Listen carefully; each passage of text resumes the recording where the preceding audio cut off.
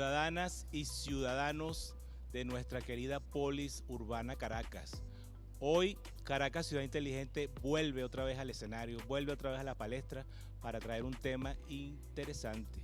Programa número 19. Antes queremos dar las gracias a todo el público, a TV Caricuao, al profesor Albert Reverón, por el apoyo, por ese premio municipal, no le había dicho, premio municipal Aristide Bastida, que recibimos en el mes de diciembre pasado. Muchas gracias. Hoy vamos a tener un tema apasionante y conmemorando la muerte de nuestro insigne científico, Humberto Fernández Morán. Hoy vamos a hablar de ciencia y política y acción. Imagínense, la política científica y la acción de esa ciencia derivada de esa política.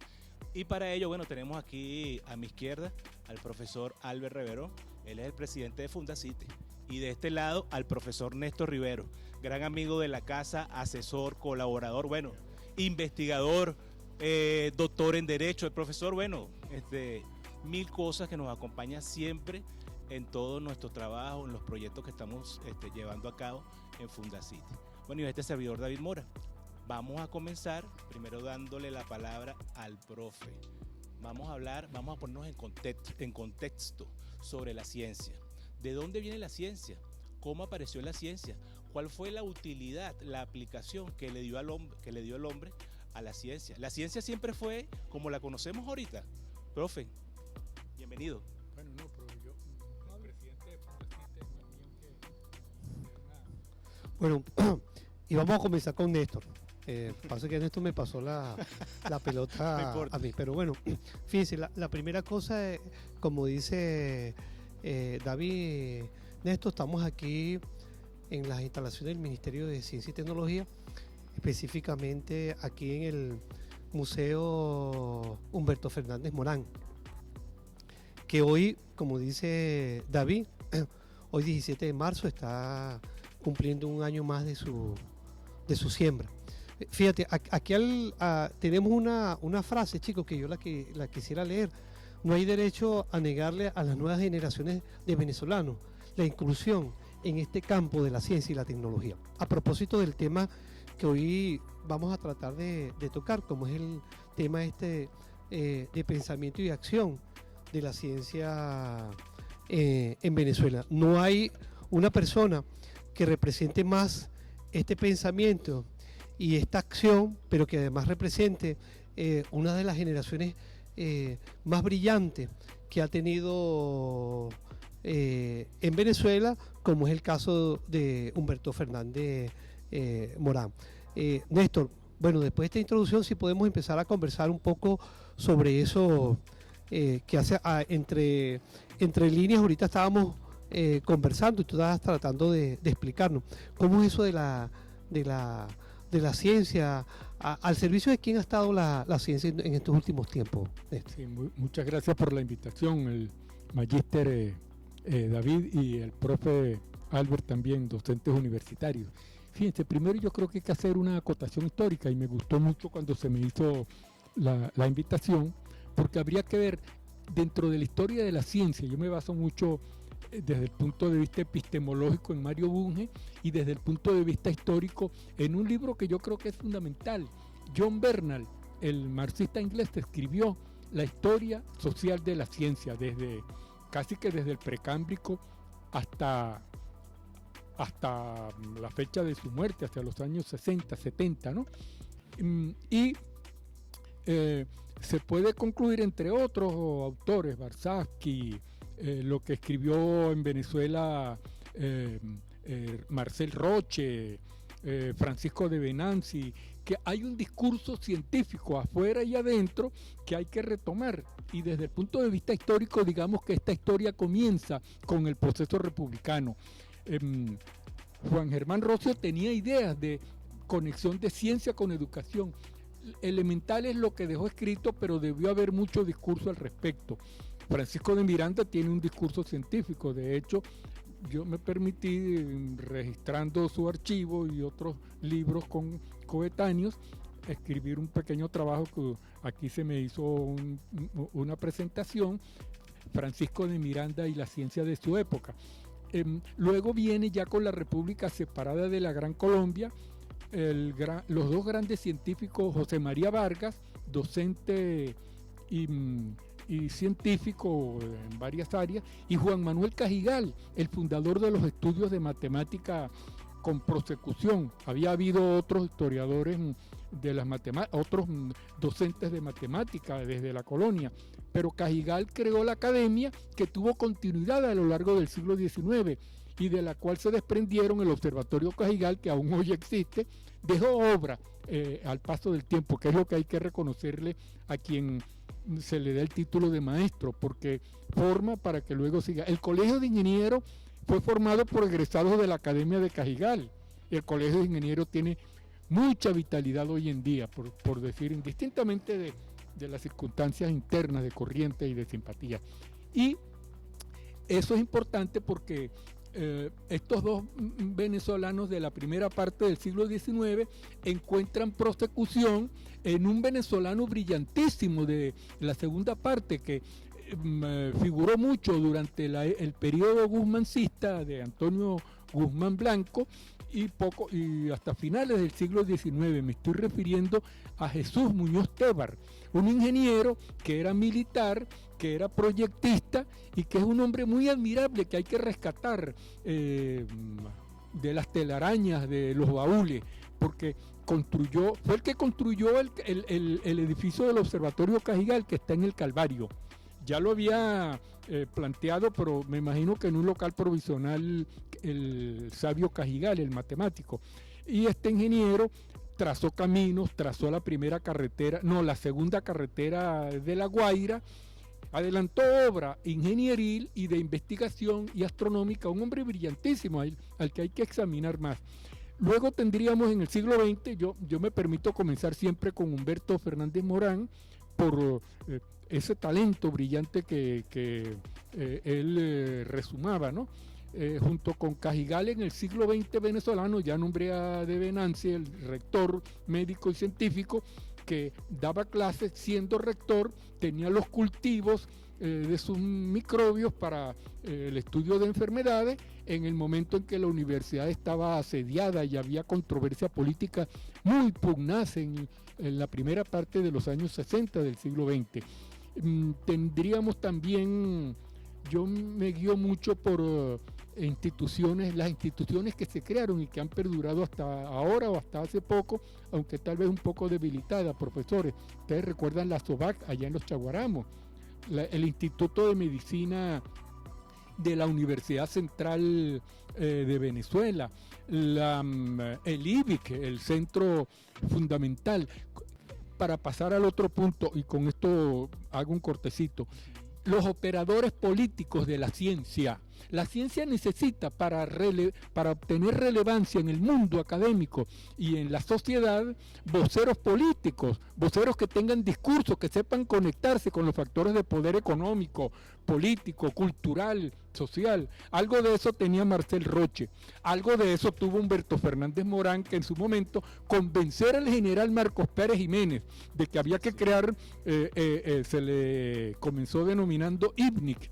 Oye, debió ser un gran operador político. Uno lo vio muy joven, uno joven en mi juventud, cuando iba a los programas de primer plano en RCTV en sus últimos años, y a los pocos murió allá en Europa, ¿no? Humberto Fernández Morán, un gran operador político que lograba atraerle a la comunidad científica recursos y talento, programas de formación, apoyo financiero e institucional de la sociedad y de la nación. Otro que recuerdo así, por lo que he leído y porque no lo traté, pero lo escuché en algunas conferencias, el doctor Tulio Arens, el fundador de IDEA.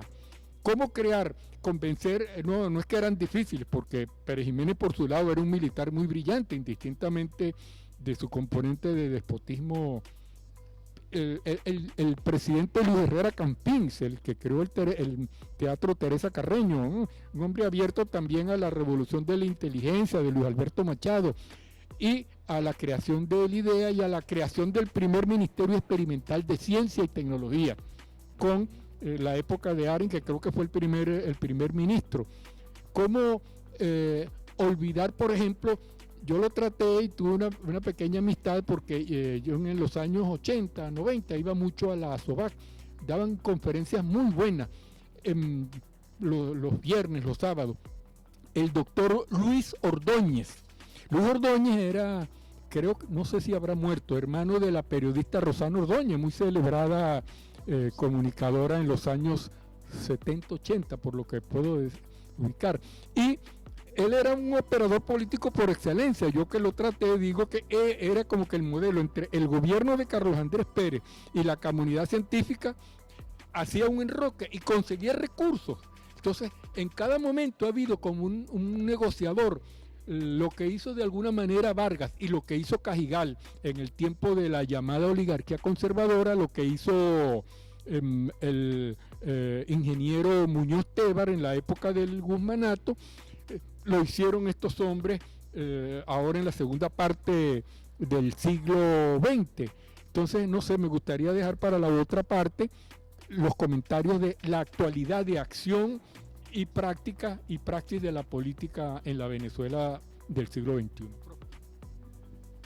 Bueno, bien, luego de este recuento histórico del siglo XIX hasta mediados de los años 60 que nos ha hecho el profesor Rivero, 80, ¿no? Bueno, bueno, pero por esa década, profesor, bueno, ¿qué pasa con la ciencia luego a partir de los años 70?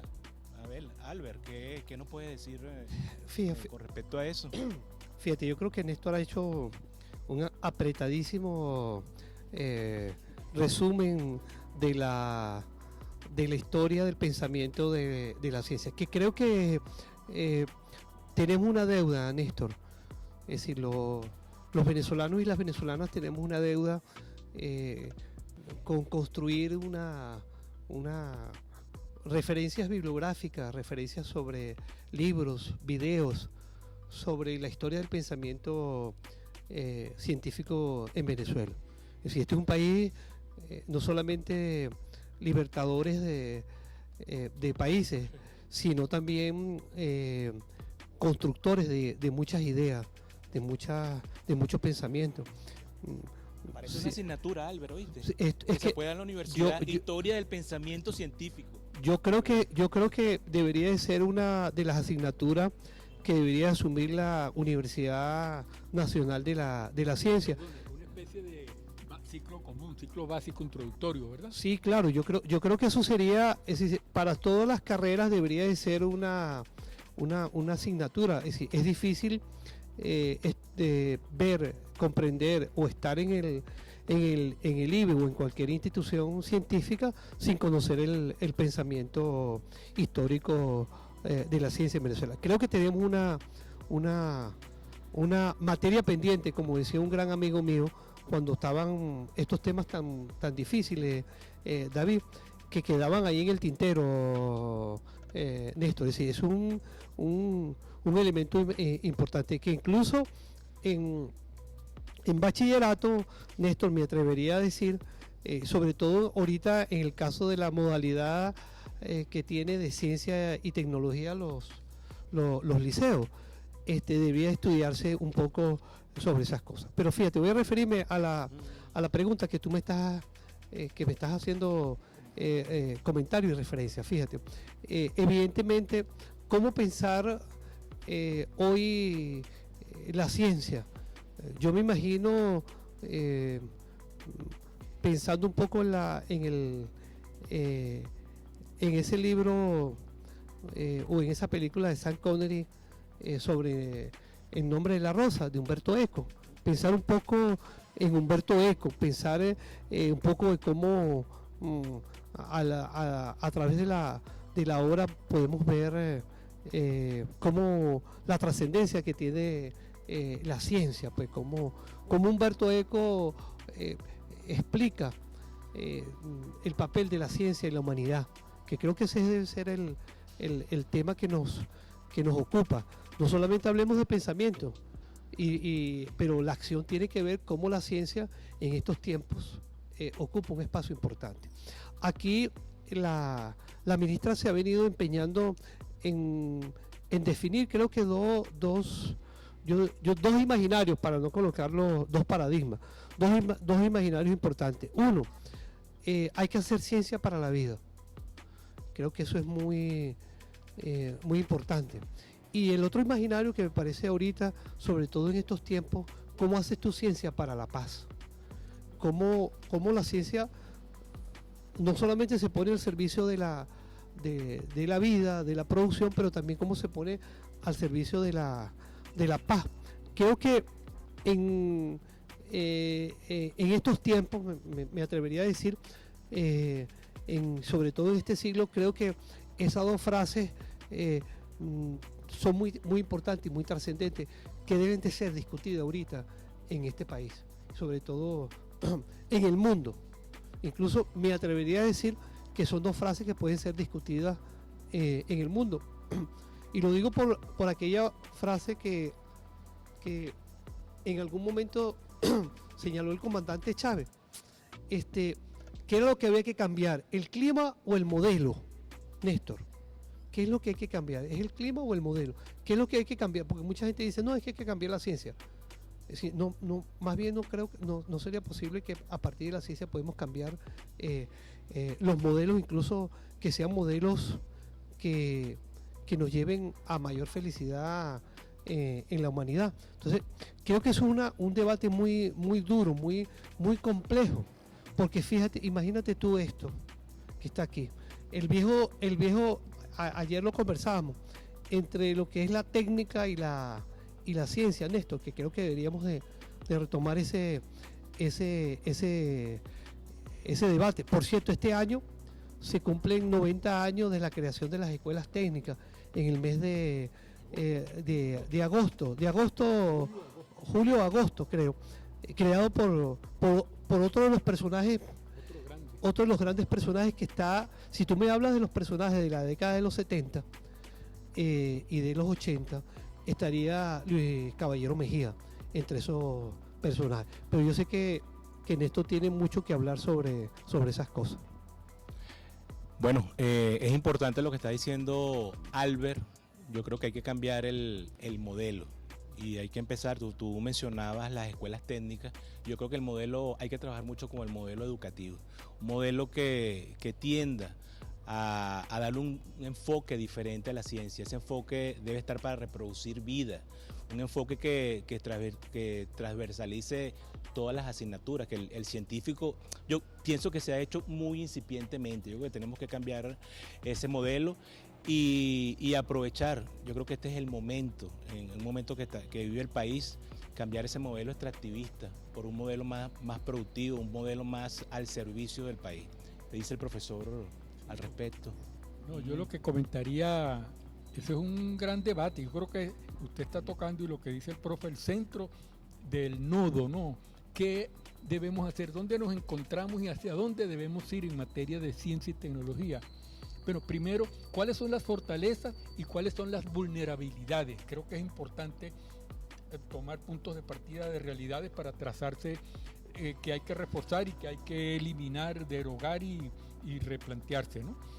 Yo diría lo siguiente: primero, cómo construir o cómo reconstruir o cómo rediseñar o ajustar un plan de desarrollo científico que involucre a los actores fácticos que a lo largo de la historia han hecho ciencia y tecnología para provocar desarrollo. El desarrollo no es espontáneo.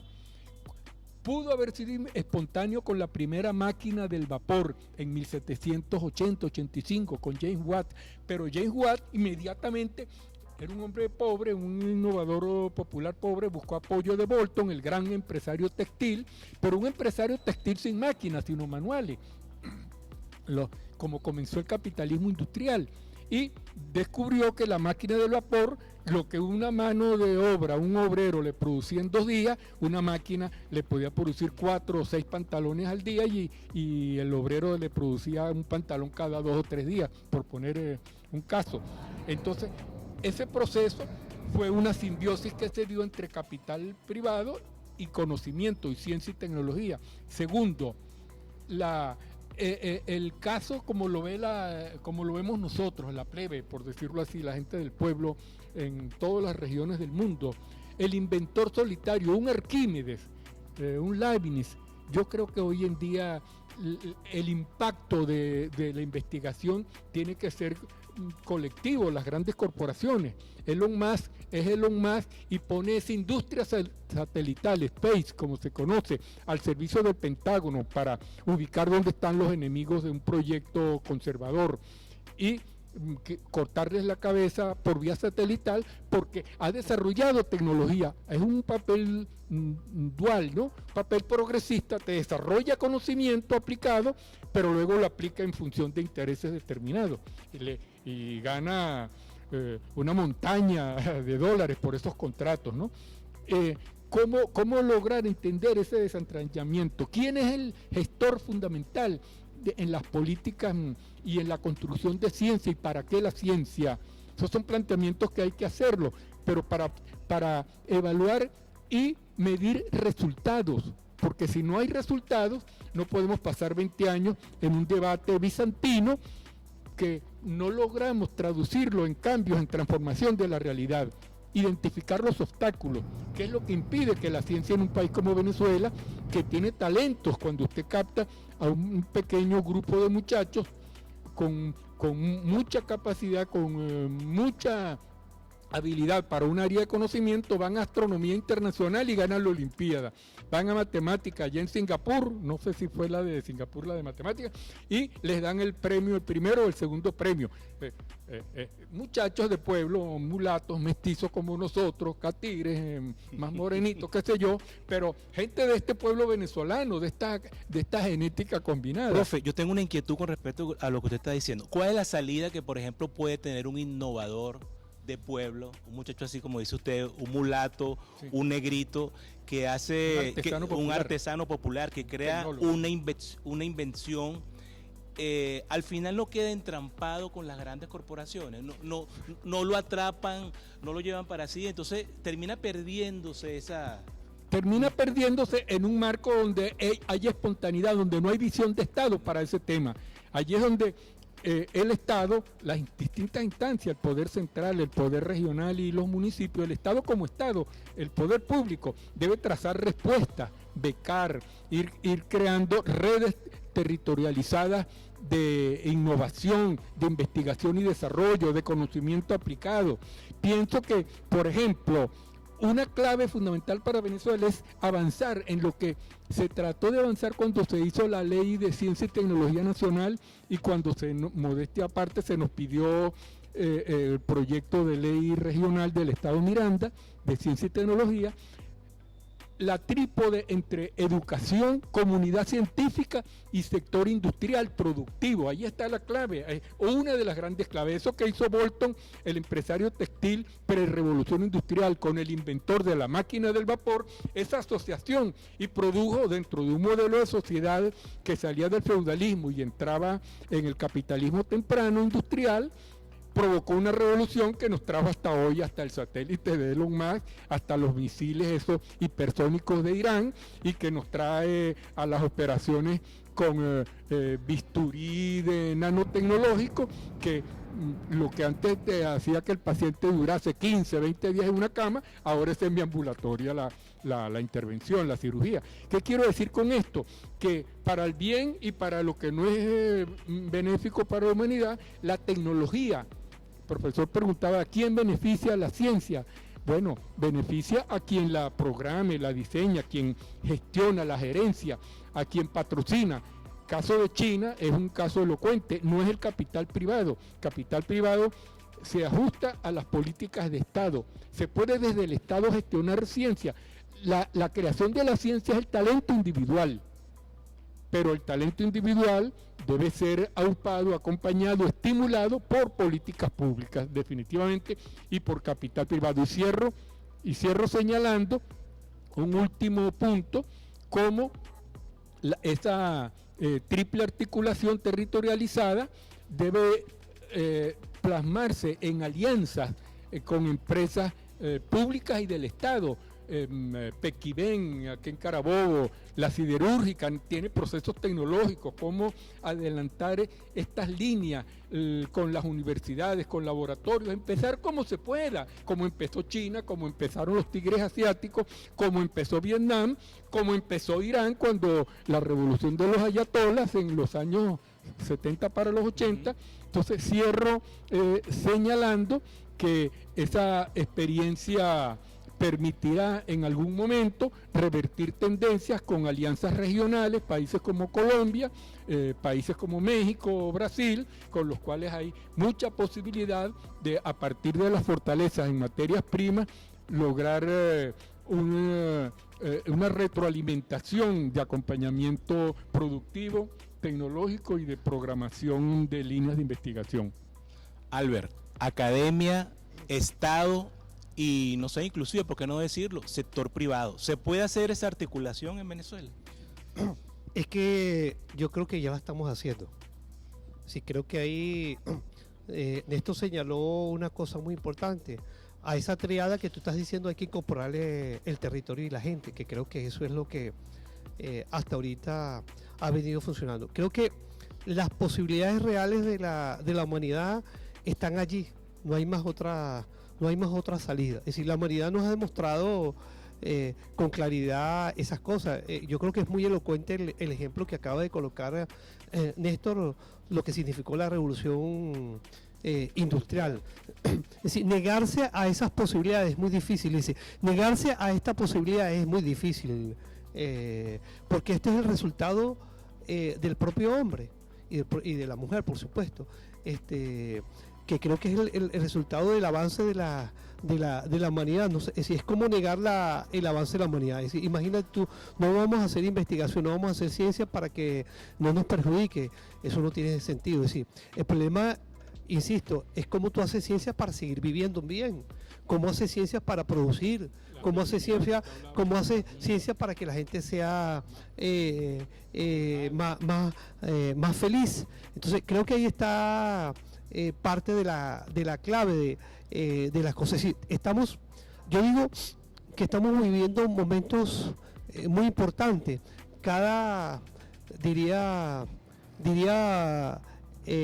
la gente por ahí, cada quien es de sus tiempos, yo creo que nos toca a nosotros estos tiempos, Néstor, y nos toca los tiempos que hay que producir eso que dice Fernández Morán en su frase, cómo construir una generación de venezolanos que mire más allá de las cosas.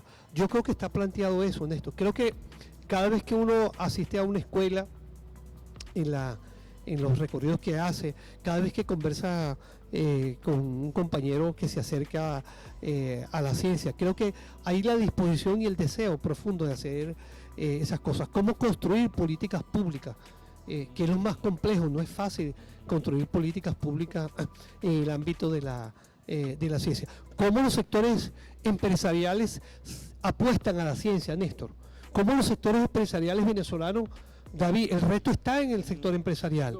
Apuestan a la creación de tecnología. Y a la creación de... No al consumo de tecnología.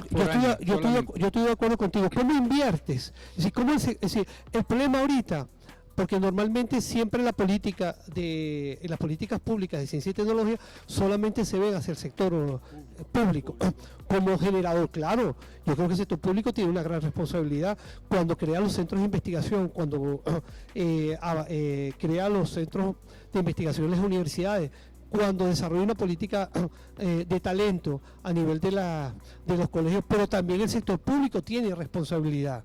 Cómo el sector público mira, cómo invierte, cómo comienza a mirar la tecnología, no desde traer tecnología, sino de la de producir tecnología aquí. Cómo los pequeños empresarios o los grandes empresarios comienzan a construir espacios productivos. A mí me gustaría, sobre todo ahorita en el sector industrial, en vez de estar la Hale Burton, que trae maquinaria, los empresarios venezolanos nuestros tengan la capacidad de construir maquinaria de extracción del petróleo. Como los empresarios nuestros comienzan a mirar, a construir desde válvulas hasta kick para el sector petrolero. ¿Cómo los empresarios comienzan a mirar en la posibilidad de invertir más en la tecnología? Ahí está el reto. Yo creo que el reto está también en el sector empresarial, de ver y de mirar de cómo hacer grandes inversiones en el sector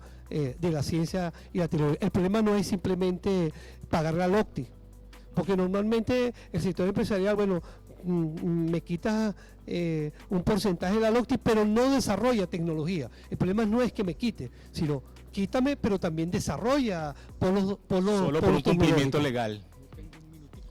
Sí, bueno, estamos terminando. Yo le voy a pasar la palabra al profe Néstor para que haga un cierre aquí, porque ya se nos acabó el tiempo, lamentablemente. Lo que me permitiría decir con esa reflexión seria del profesor Albert Reverón es ver cómo podemos aprender, cómo facilitar el aprendizaje de la interlocución. No es un monólogo, yo le hablo a los privados para que ellos me escuchen, no, ellos hablan, tienen su discurso para que yo como Estado los escuche. No, ahí tiene que haber un diálogo. Gracias. Bueno, para cerrar, yo voy a dejar una idea. Hay una palabra que a mí me gusta mucho, es la diplomacia científica. Yo creo que hay que aplicar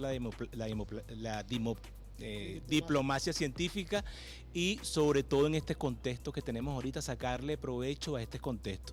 No necesariamente que vamos a ponernos bajarnos los pantalones con el enemigo, sino aprovechar esta situación, aprovecharla para beneficio del país, para beneficio de nuestra propia tecnología. La transferencia tecnológica es importante y es fundamental, aprovecharnos de este momento que estamos viviendo ahorita, la parte positiva. Gracias, ya terminamos. Nos quedó mucho tema por hablar. Bueno, daremos por ahí una segunda o una tercera parte con estos dos grandes invitados. Gracias, chao, chao.